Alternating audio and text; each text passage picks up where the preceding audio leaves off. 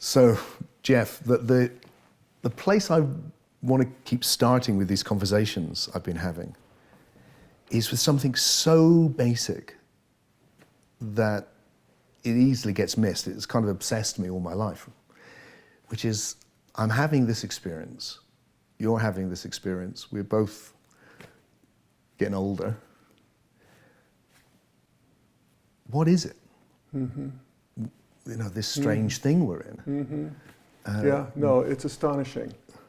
And it's good to remember that, because we get in our grooves and, we just take it all for granted. But, I always love, Ken would talk about the first philosophical question is why is there something instead of nothing? Yeah.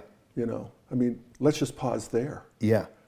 And then that's something, and we have an idea, actually. Science gives us an idea of how it came to be, sort of, in the sense that 13.8 billion years ago, nothing blew into something and has been complexifying, differentiating, and integrating ever since, until it winds up with you and me having this conversation here right now. I know. Isn't that, we're an echo of the Big Bang. Just to what I love about that vision you've just laid out is it's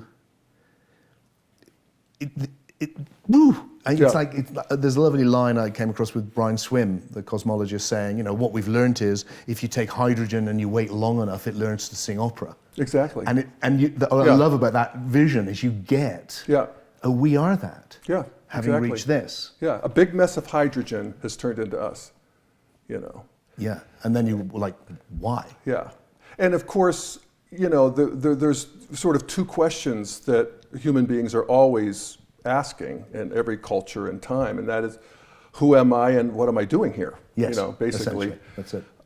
And science gives us, an answer in a sense to the first, in that we can sort of trace our lineage back to that big mess of hydrogen. But the second one, which religions have always sought to answer, aren't really answered by modernity and scientific, knowledge. Why are we here?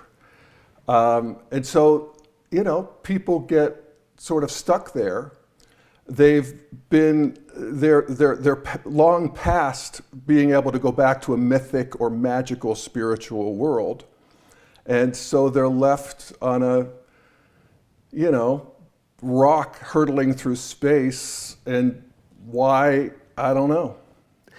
That's, in my latest book, Soul Story, it starts with exactly that thought. It's like there is a soul crisis happening because the old religious ideas seem to have fallen to bits, and they seem irrational now. They don't hold. The world wasn't created in 7 days, right. And it may mean something, but we can't take it literally. Right. And then the alternative seems to be this incredible body of scientific knowledge, which is literally soulless. It doesn't address that level. It's just incredibly good at causality. Yeah.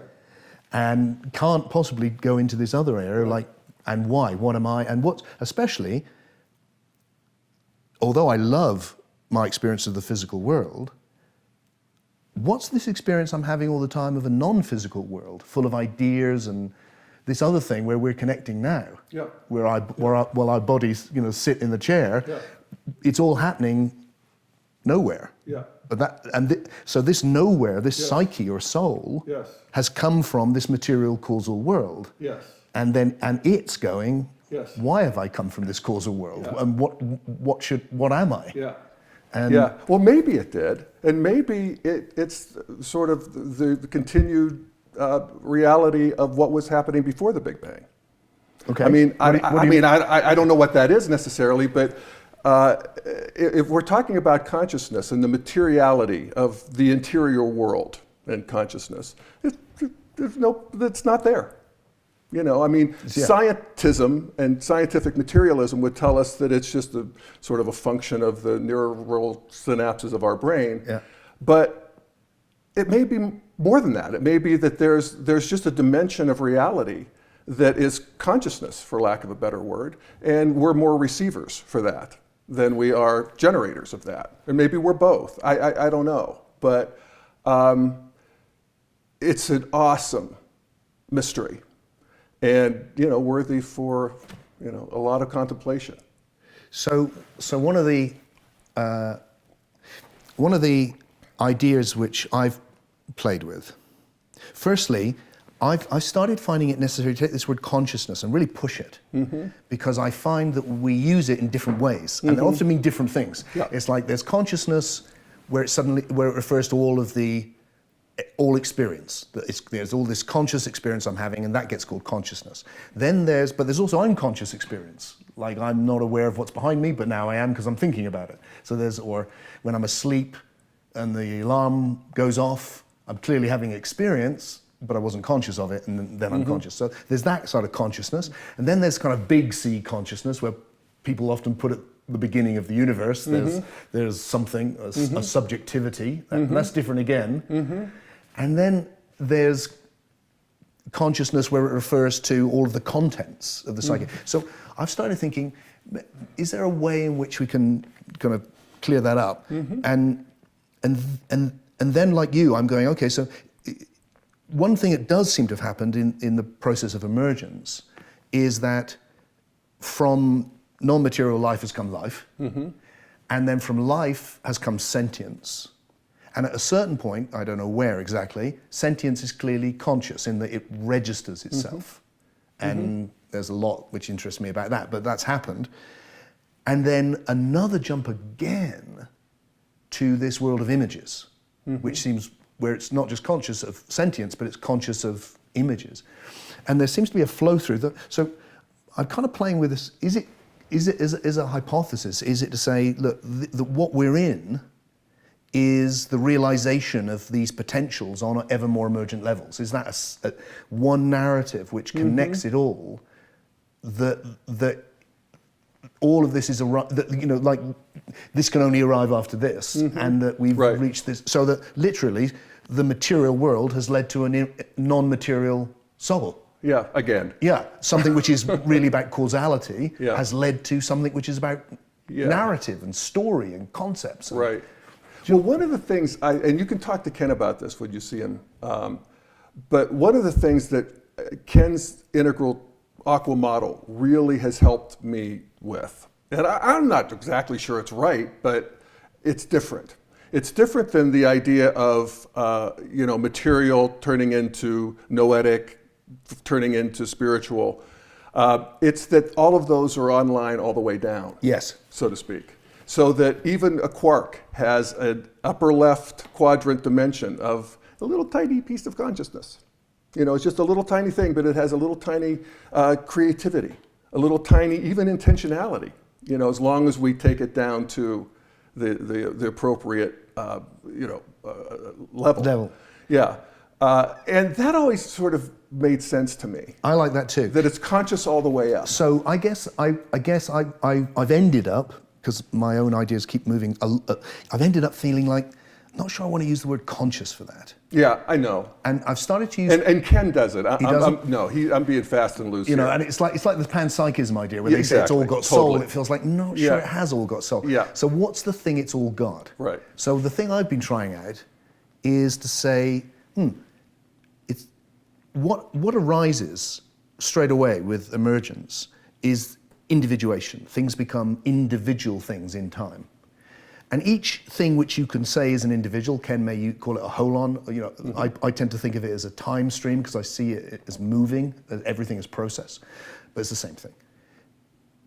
Has got by definition then, it has a relationship with everything else, and everything, even a hydrogen atom, is relating in some way to the whole, which means that right away there's subjectivity and objectivity. And the subjectivity is that individual thing's relationship to the whole, and the whole is the objectivity. So that what's happening with the evolutionary process is a movement of subjectivity and objectivity in tandem, because it's a fundamental schism which allows anything to be. Yeah, exactly. And then that subjectivity and objectivity will start as electrochemical relationships, will become sentient relationships, will become conceptual relationships as it comes through. Yeah. And so, like you've said, what I love about that is this is something integral to the nature of what existence is, which is flowering onto these other levels. Right. Yeah, and there's there's an interesting sort of relationship as we look at human development that is often cited in integral thinking. And that is that one of the engines of evolution, particularly of consciousness evolution or cultural evolution, is the evolution of a human being through the stages of development, is that at each stage, the object or the subject becomes a new object of a higher subject. That's really interesting. You know, say some more about that. So one of the engines of evolution is that, I'm Jeff. I know who I am, and I have this subjectivity. The more I look at Jeff, and then through meditation, or sometimes it's just spontaneous awakening or whatever, and I start seeing Jeff as an object. I can see his behaviors, I can see the mind stream, I can see all of the things that are going on, and I can see them as objects now. These are new objects in my bigger subject. And so that's the nature of evolution. We just get a bigger and bigger subject that includes more and more. I love that. I do too. I love that, because I would see that, this is exactly the same, I'm just going to say it back to you really, but I would see it like that. So one of the things in the way I've started to think is that it often seems like people assume that the subjectivity of the body is the psyche. And I don't see it like that anymore. I see the subjectivity of the body as sentience. Okay. And then there's this other level which has its own objectivity and subjectivity. And the subjectivity is imagination and images, and the objectivity is also imagination and images, and we're sharing that objectivity on that level now through speech. So that there I go, okay, so the eye of the body is I can get into that, and it seems to be centered in my head because that's where I look out of, and it's visceral, and it's a particular place. It's fixed. I can't, it's like here I am. That's it. And then I come out into the soul, into the psyche, and now you see that's now an object. That's like here the I is Tim, and it's the ego, if you like, where it's and it's full of my story. And that's a bigger thing, and it has a relationship with this body, which is sentient, and it's up there thinking thoughts, and it's going off having dreams and doing all sorts of stuff. And that's where I feel like most of us are located now. And then there's another jump that happens with awakening, where suddenly there's this deep, formless being, where I'm in the same relationship with Tim that Tim is in relationship with the body. Like you said, it's like, oh, now I'm looking at Tim, and what am I? I'm something which has no qualities other than being. Yeah. And suddenly I'm the being of everything. Right on, yeah. Hallelujah. Yeah, absolutely. Yeah. Now, are you familiar with Ken's aqua model, the growing up versus waking up? Yeah, I love that. Yeah, I love it seems like deep. Some of that in what you're saying is that there's a waking up development that's happening too, as we just become more and more aware of our oneness, if you will. Yeah. And that's a spiritual, so the people can have that kind of an awakening at every stage of vertical development. Yep. So if you have a mystical experience at the traditional stage of development, you might see it as a Virgin Mary visit, or or speaking from God or something like that, and we interpret it as we go.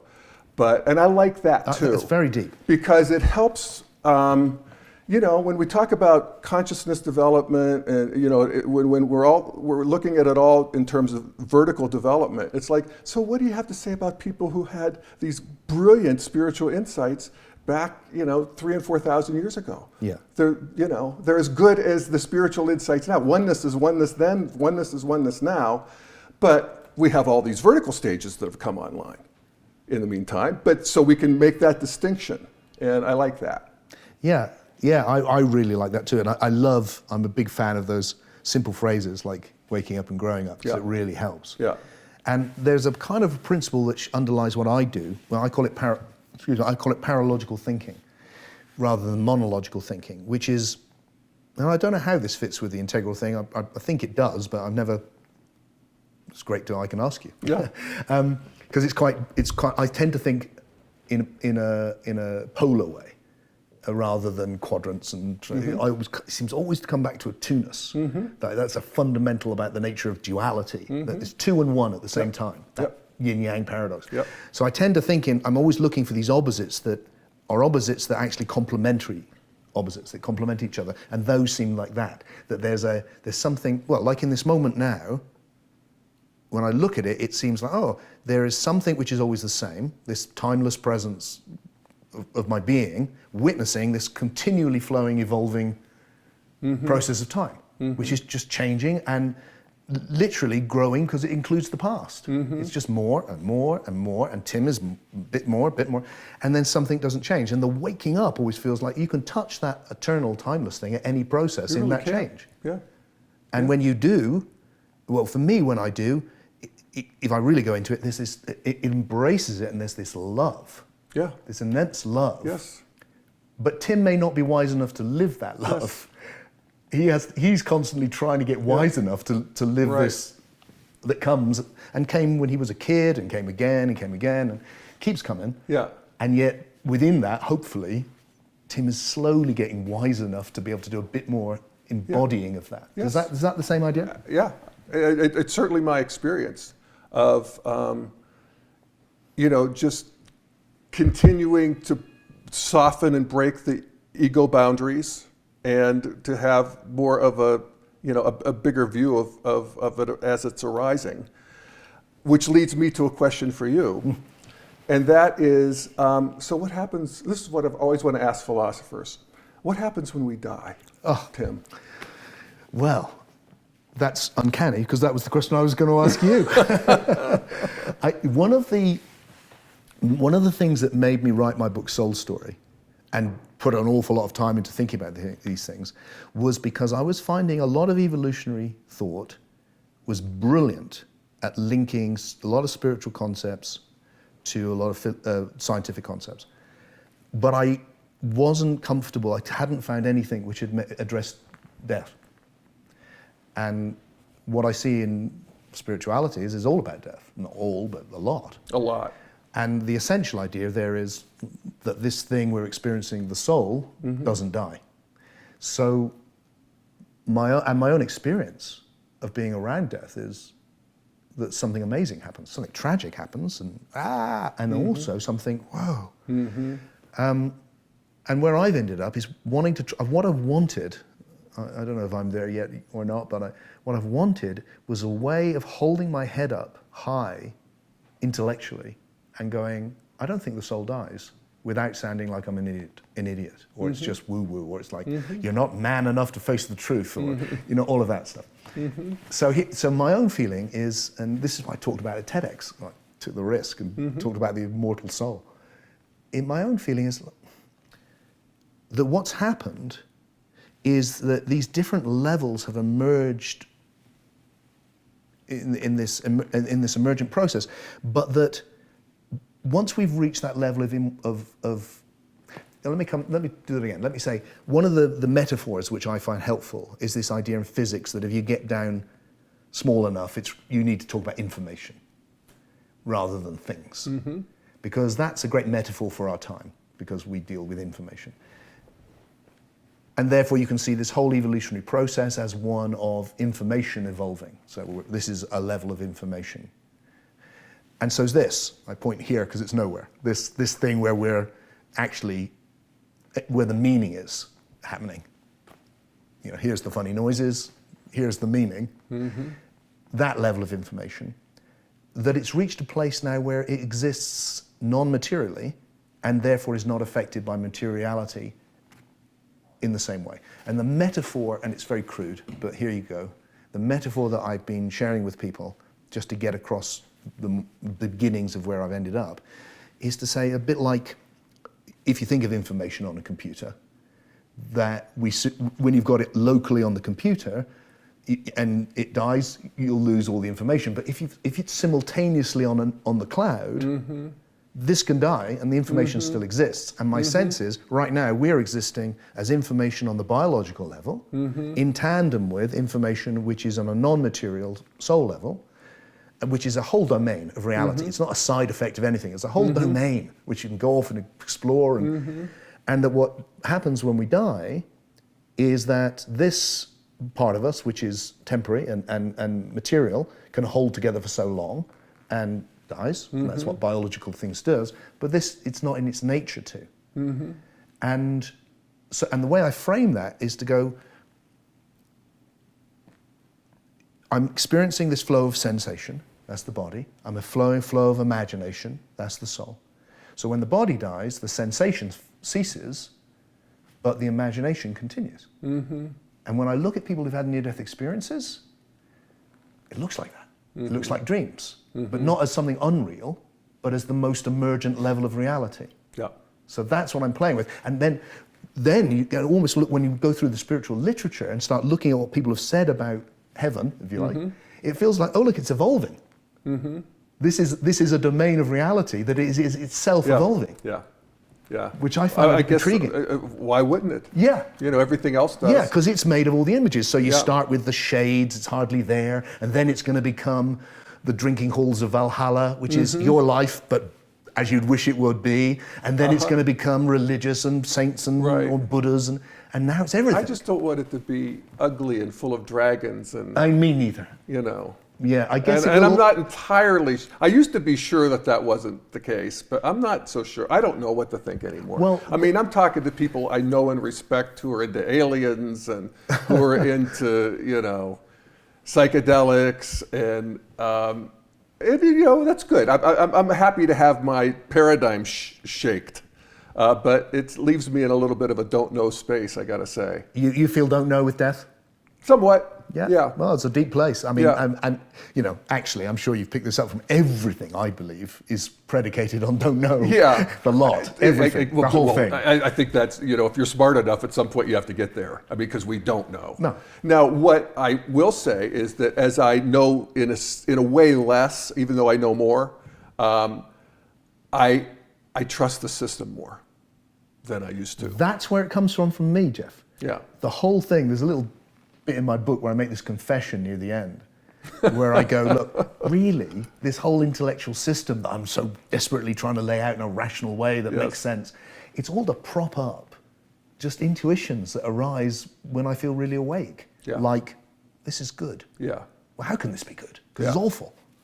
I know. But it's good. I know. And the same with death. There's a deep intuition, look, it's okay, it's safe. How can it be? I love that. Ram Dass, one of his favorite lines, death is perfectly safe. Safe, taken from him. I had the privilege when I was much younger, I used to be a musician, and I did a rave track, dance track with Ram Dass. Oh, you did? Which ended with him going, death is perfectly safe. Doesn't that give a new meaning to the word safe? Yes, it does. And so that's kind of bedded in me. So those deep intuitions of goodness, of safety, of this is amazing.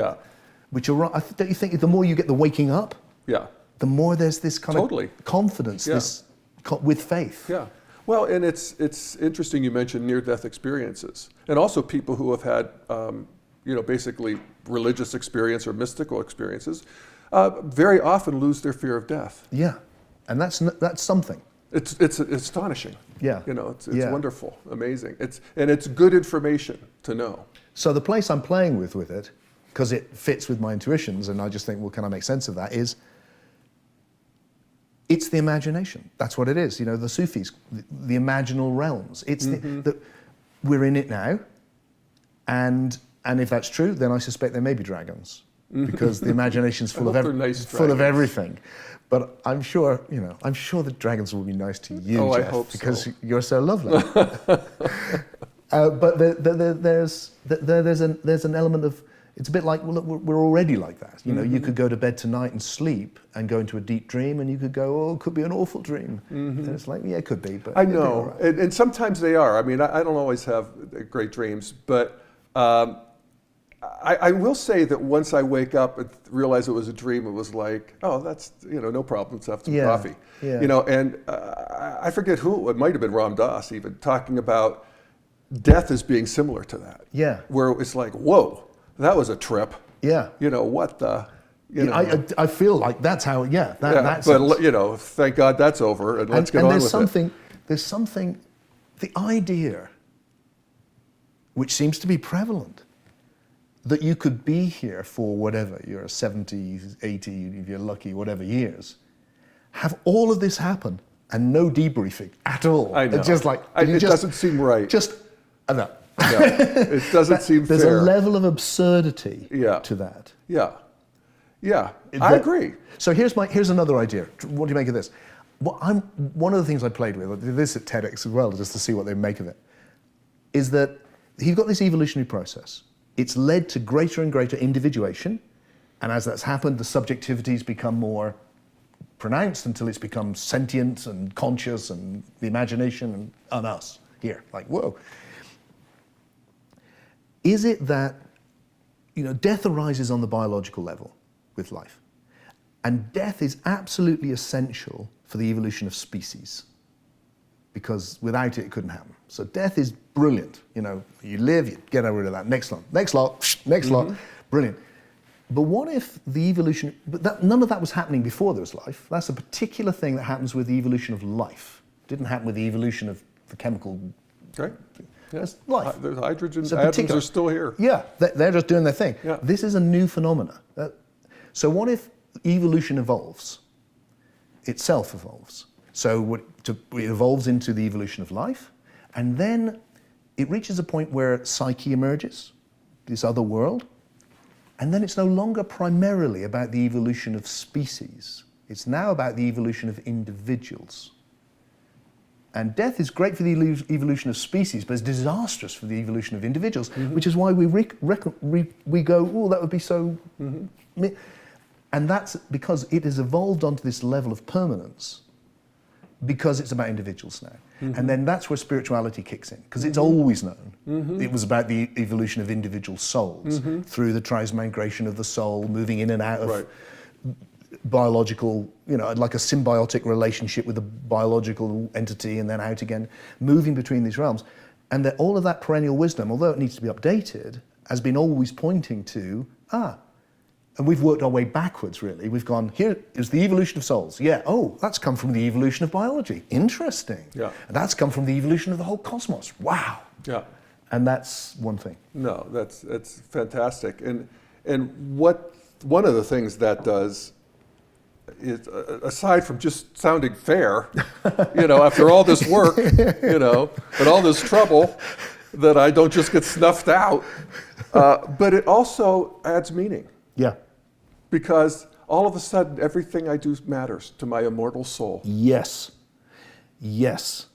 And that matters to me. Even every thought I have. Yeah. I'm not that great at controlling all of that, but at least I know, philosophically now, that if I have an immortal soul, then this all matters very deeply. Yeah. Well, there's two things which come to me from that. Is one of the things which I'm fascinated to look at is time, partly because I hear people dismissing it all the time. It's like it's an illusion, and all. No, you can't even say the sentence "time is an illusion" without time. Right, exactly. It's like, and then when I've looked at it, and this is, I think, feeds into exactly what you just said. I feel like, we've got this analogy in English that time passes, but in a way it doesn't pass. In a way it accumulates. And there's just more of the past all the time. And the past hasn't gone anywhere. Everything that's ever happened is here. Yeah. Because this moment is predicated on everything. Yeah.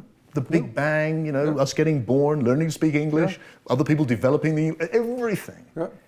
And so in a way, things are made of time. Everything is made of the past. Yeah. And what's happening now, which is so delightful, is everything Jeff's ever been is meeting everything Tim's ever been. Yeah. And that's our souls. We're made of that. Yeah. We can't lose that. Nothing can be lost. Yeah. Ever. Yeah. And I find that a deeply satisfying and also thought. Deeply meaningful. Yeah. So it all matters. I mean, what you're putting into that storehouse or what you're putting into that sea of history matters. Yes. So let me ask you, how are people responding to this? What are you seeing in terms of, progressive spirituality in general. You're in England. Yes. And we're here, and seeing any differences, and we're evolutionaries here. So we're seeing that there's a movement in history. Yep. What do you see as the frothy edge there? The frothy edge. I just want to enjoy that lovely image. What a great question, Jeff. I'm seeing something is happening. I think it is smaller than I would like. But there is an increasing number of people who are looking for what I would call a rational spirituality.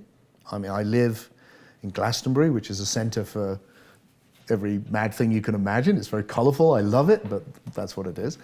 And I see a lot of that. But I do see this movement through. So there is what I find is that if I can be clear enough, if I can put in the work to tell the story with enough clarity for people, I find more and more people come up to me and say, actually, the thing I love the most, which is, thank you, you just said what I've been trying to think. So that means that they are also trying to, so I'm optimistic that it's happening. Mm-hmm. But smaller and slower. But smaller and slower. And I think also there's a need for, I feel like, where my particular contribution kind of fits in maybe with yours and Ken's and others, is that, what I love about the integral is it's really integral. I mean, it's like right down to a lot of information and how you can pull this stuff together. And I admire that immensely. And then sometimes people drown in it. And then what I'm interested in is, what's the big overall story about life and death and meaning? And, I'll deal with the evolution from the basics matter in a few sentences, and move on so that you can get that. And that I think can work as an introduction in some way, or get that. I want to establish the simple narratives that make sense, but but it's hard to do that because it has to be strong. Yeah. So you can't be pushed over. Yeah. And people have to be ready. And people have to be ready. Do you really? I mean, if somebody's, and this is where integral, in terms of the developmental piece, really I think helps a lot, is that the emergence is alive in all of us, and everybody gets to be where they are. Ken talks about that all the time, and people who are at a traditional level and with a mythic kind of a interior, they get to believe myths. And they should believe myths. That's what should be happening. Now, the problem with that, of course, in the world is that those people tend to be ethnocentric, and one myth is at war with the other myth, and so we have to notice that too, But I think a lot of what's happening in terms of the edge of evolution, if you will, is cultural. I mean, as the world has become so intertwined that we just basically can't help but bump into each other, sometimes, tragically, and also just get real interested in each other. And that there is, especially for, I would say, if we're talking about the developed world and, Britain and the States and others, that the idea that for a certain percentage of people, it's not enough anymore to have just one or the other perspective and one or the other worldview. I mean, if you think even of the States with Trump and all of what's happening there, we just have to turn and face each other in a way that we haven't before, and it's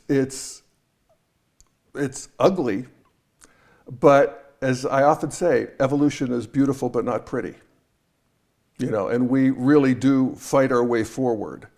And what's good about the way we fight our way forward now is that we do it, there's still people doing it with bombs and guns, but there's a vanishing point there. But we're doing it in some ways in what we would call the subtle realms. I think you might call it the imaginal realms or the realms of ideas. Yeah. We're doing it on the comments sections. Yeah. That's where we're assassinating each other now. Yeah. And that's a big step forward. It's a huge step forward. It's, far less bloody, but still, ugly as sin, and So do you really hard for people. Are you optimistic with that? I mean, I'm just having you said that just as a thing. I find myself a lot wanting to say to people, it's better than you think. Yeah. And my father fought in a war when the whole world went up in flames. Mm-hmm. I've never been in a war. Oh, I know. That's so rare. I'm an Englishman who's never fought in a war. No.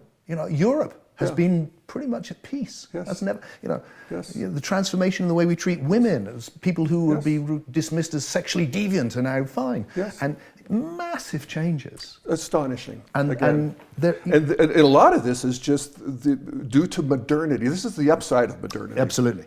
Because you could have a traditional heart is basically, I hate to say this, genocidal in the sense that you think that your God and your way it will triumph. Yeah. And so the other ones should. Yeah. And that's the way it is. Your duty is to make sure that happens. Exactly. Or it's your God, it's your religion, it's your race, and if it whatever doesn't, it is. Your God's punishing you because you didn't do it well enough. Exactly.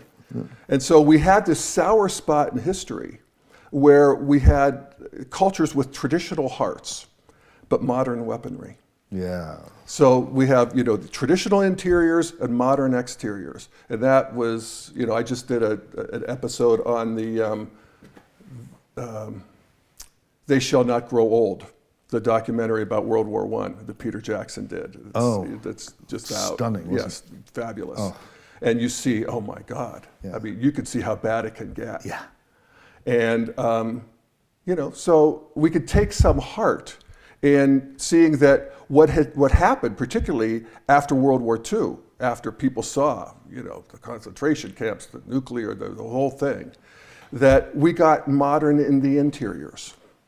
And modern in the interiors means that we no longer see our way forward as conquering the other. The way forward is to trade, to be friends, to marry, to, and that's the way forward. Conquering and colonizing another country is too much trouble at this point, and we can actually have a better life if we just all cooperate. That's a deeply modern interior revelation, and that's reliable. Once people get that, there are certain life conditions that could, if you find yourself in a war zone, you can go back down real quick.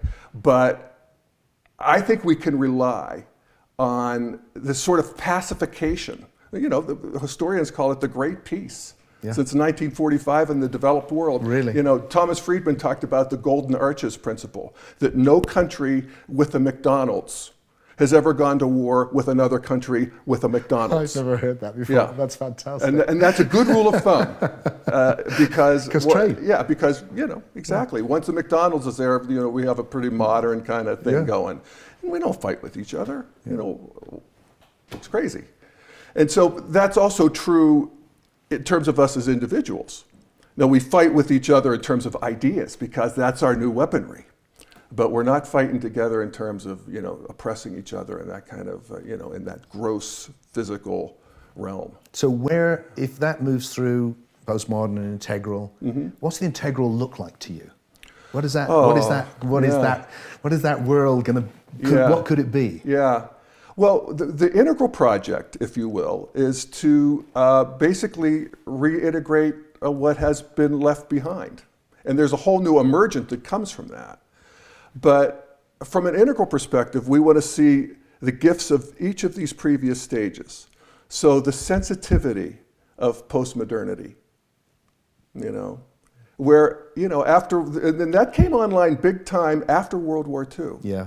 And what happens is, one way of looking at it is people all of a sudden got nice. And it mattered that you're nice. And that you're sensitive to other people, and we get really curious about our interiors, and therapy and psychology and all of that good stuff comes online. And there's so much of that that's really good. Now we can see how that can become totalitarian. And we've talked about that. We talked a little bit about that earlier, but that there's a certain mean green manifestation that can, but every stage has a mean quality to it. Yeah. And so there's the stage before green, which is orange, modernity. And so that's where, the individual comes online. Mm. And my goal is not necessarily to be obedient, but to be successful and to achieve and to express myself. And I'm no longer trying to overcome the other. I'm curious about the other. It's just all of what I was talking about. Now, the downside of that is it disenchants the world. All of a sudden, everything is explained in terms of the exteriors, in terms of the matter and meat and atoms, instead of meaning and consciousness and whatever we want to call it, but that whole interiority that used to be the stuff of life before modernity. And so we don't want that. We don't want that alienation and disenchantment. We want to leave, we want the good part. And so, so we go back to traditionalism. And we can see the downside of traditionalism. It's ethnocentric, it's violent. It's not nice to women and gay people. None of them are. But what they are is they're loyal. And they take duty and discipline seriously. And they do want to be obedient. And, we may not want to be obedient to the God of the, 4,000 years ago Israelis or Jews, but we want to be obedient to sort of the rules of life, and to sit up straight. And, a lot of the stuff Peterson talks about, sit up straight with your shoulders back, that kind of stuff. And take responsibility. And that.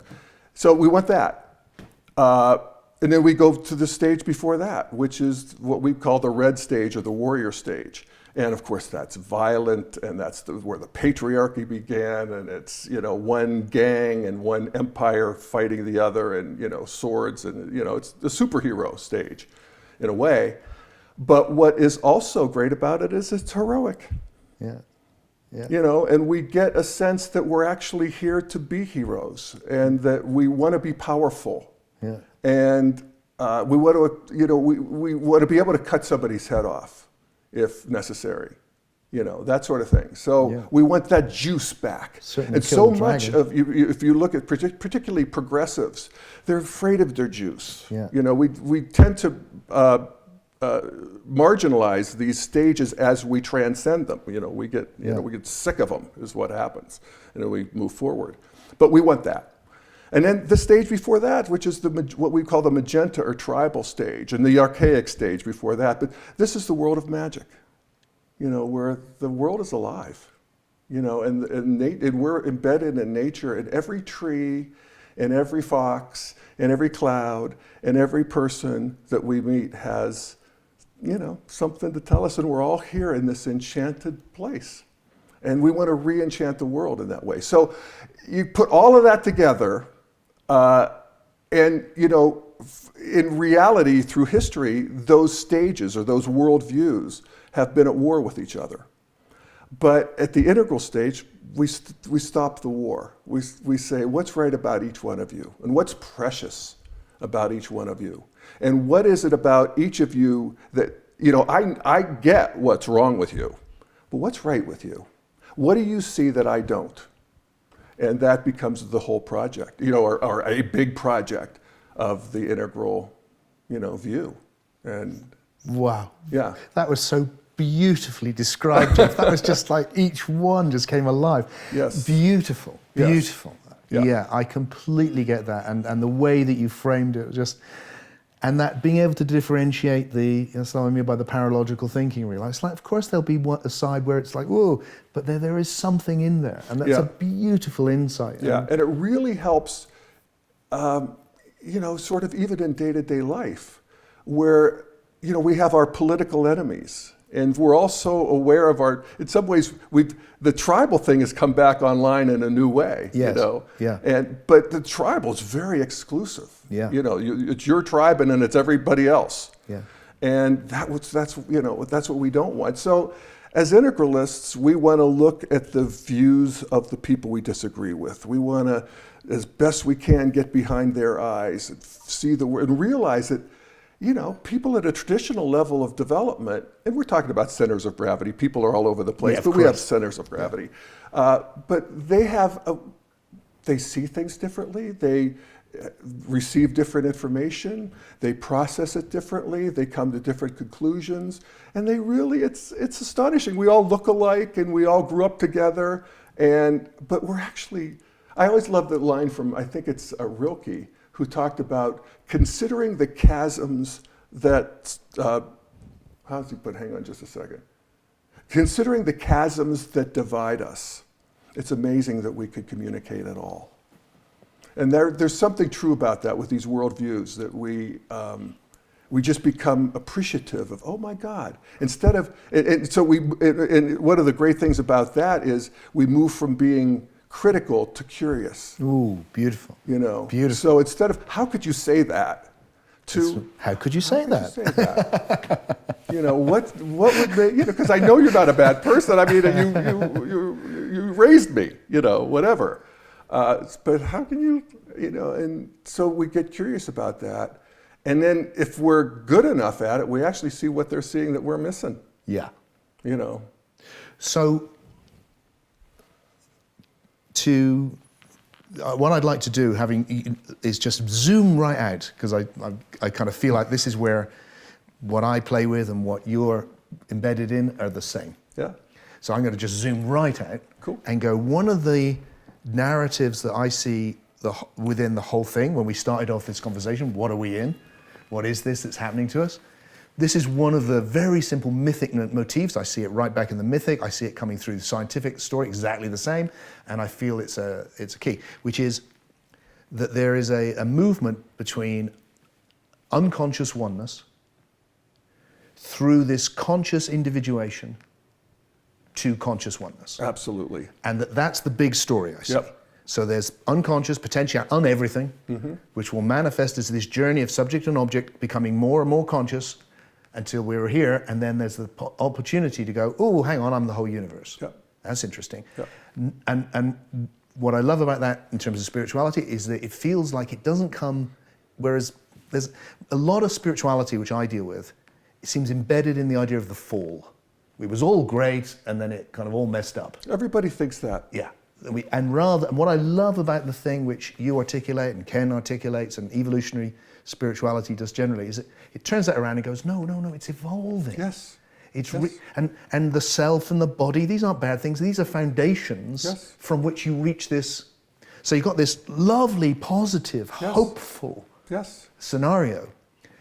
So the little thing I've been playing with in this latest phase of my life is, can we frame it that we're the evolutionary process here, which is maybe I want to ask you really, is this part of integral or the integral stage?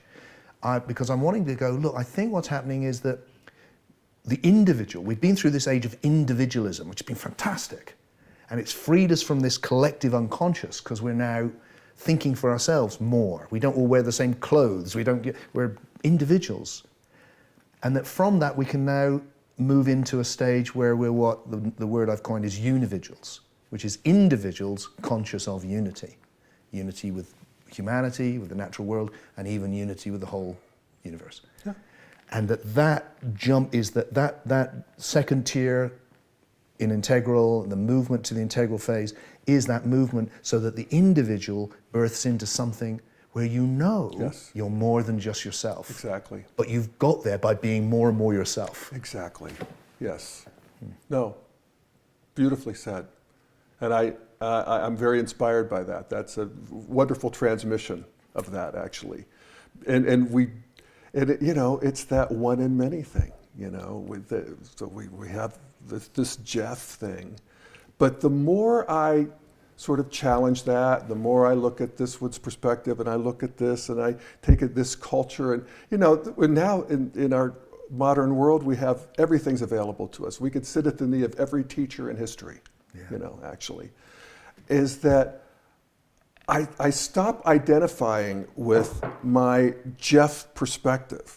It's still there, you know, Joe and Jeannie gave it to me. But I've tasted so many, I've drunk from so many wells now that I identify not with my perspective, but with the space within which perspectives arise. And so they're all available to me all of a sudden, you know, to the degree that I've, you know, kissed the frogs and they've turned into princes. And so I'm beyond personal at this point. You know, we talk about transpersonal. It's a real thing. Yeah. And then at this point, you know, the Venn diagram of Tim and Jeff we're overlapping, and we do actually get into a new conscious oneness, where all the particularities, you know, the original oneness, the oceanic oneness, and actually when I talked about going down the stages, we can go down to the oceanic oneness, where we're actually just waking up from you know, merger with nature. Yeah. You know, and we actually want that too. Yeah. Yeah. But now we want it with all of the sparkling. We want it consciously. Yeah, we want it consciously with all of the history online. Yeah. And that's a lot. Well, I can't tell you how much I enjoyed. That's a basketful. I more than enjoyed. I have loved meeting this Jeff thing. Yes. And all of his Jim. Perspectives. It's a beautiful vision. Yeah. The vision you're carrying in the world is beautiful, inspiring, hopeful, and full of goodness. Yes. And it's just a delight to come and explore it with you. Oh, I'm so grateful that you did. Thank you so much, Tim. It's good to have you here in my home.